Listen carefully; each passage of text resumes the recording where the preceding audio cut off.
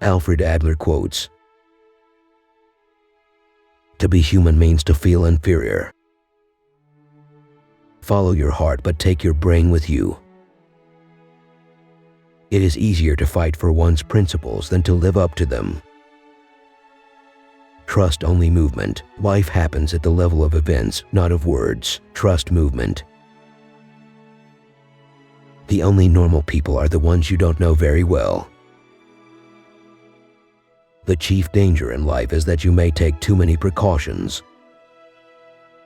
A lie would have no sense unless the truth were felt as dangerous.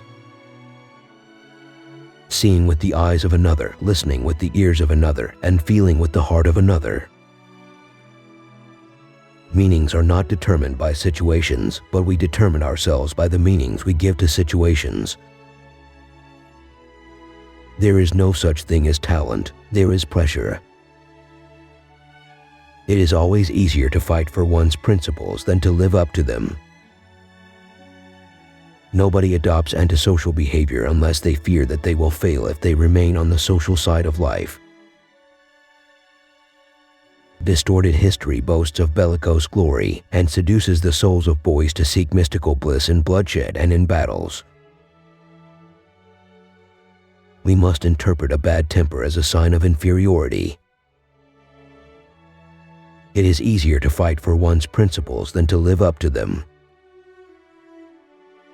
We learn in friendship to look with the eyes of another person, to listen with her ears, and to feel with her heart. It is the individual who is not interested in his fellow men who has the greatest difficulties in life and provides the greatest injury to others. It is from among such individuals that all human failures spring.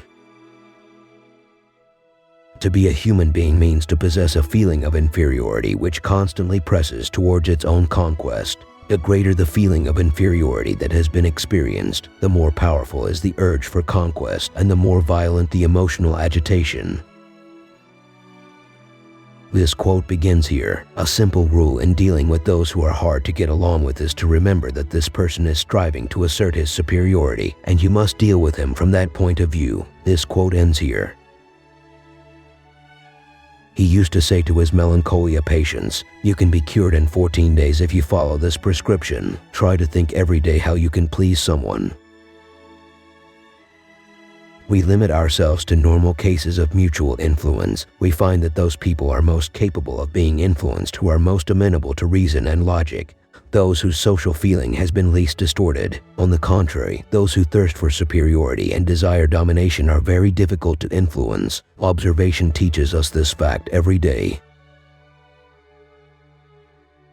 A private meaning is in fact no meaning at all. Meaning is only possible in communication. A word which meant something to one person only would really be meaningless. It is the same with our aims and actions. Their only meaning is their meaning for others. Every human being strives for significance, but people always make mistakes if they do not see that their whole significance must consist in their contribution to the lives of others.